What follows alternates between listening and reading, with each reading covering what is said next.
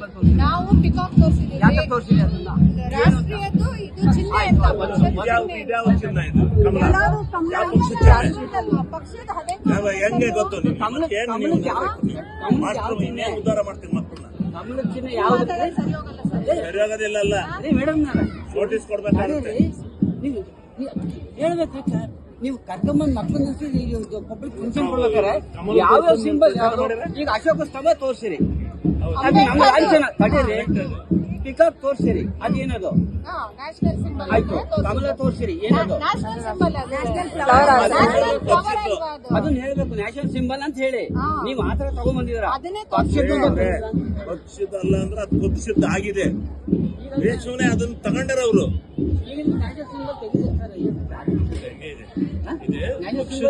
But ಏನಂದ್ರೆ ಇಲ್ಲಿ ಮಾಡ್ಕೋಬೇಕು. ಇರೋ ಒಂದು ಪಕ್ಷದ್ದು ಇದನ್ನ ತೋರಿಸಬಾರ್ದು.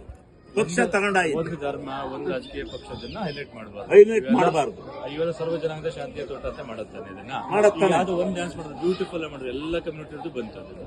ಸೊ ಹಂಗಾಗಿ ಇನ್ನೊಬ್ಬರನ್ನ ಪ್ರಚೋದನೆ ಮಾಡಬಾರ್ದು. ನಾನು ಹೇಳೋದು ಇವ್ರು ಎಳೆ ಮಕ್ಕಳೇನ್ರಿ, ಮಾಸ್ಟರ್ಗಳಲ್ಲಿ ಅದು ರಾಷ್ಟ್ರೀಯ ಸಿಂಬಲ್, ಒಂದು ಪಕ್ಷದ ಸಿಂಬಲ್ ಅಂತ ಗೊತ್ತಲ್ವೇನ್ರಿ?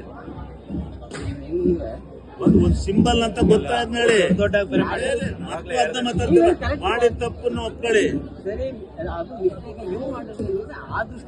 ಯಾವ ದೃಷ್ಟಿಯಿಂದ ಮಾಡಿರೋನು ಬೇಕು ತಲೆ ಬುಲ್ಡೆ. ಸ್ವಲ್ಪ ಫಿಲ್ಟರ್ ಮಾಡ್ಕೋಬೇಕಂತ. ಫಿಲ್ಟರ್ ಮಾಡ್ಕೋಬೇಕು.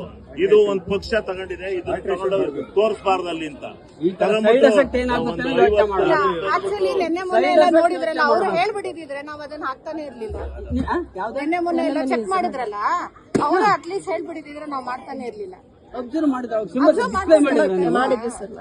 ಡಿಸ್ಪ್ಲೇ ಮಾಡಿದ್ದೀರಾ, ಅಬ್ಸರ್ವ್ ಮಾಡಿದ್ದಾರೆ.